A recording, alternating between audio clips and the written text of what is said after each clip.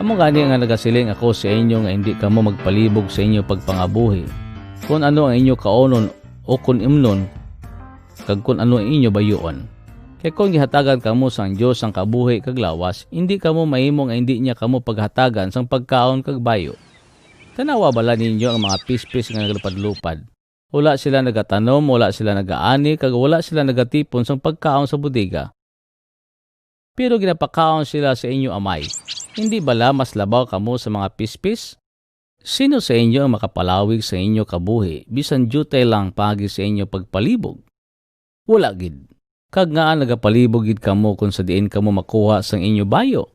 Talupang da ninyo kung paano nagatubo ang mga bulak bisan diin. Wala sila nagapangabudlay o kung nagahimo sang ila bayo.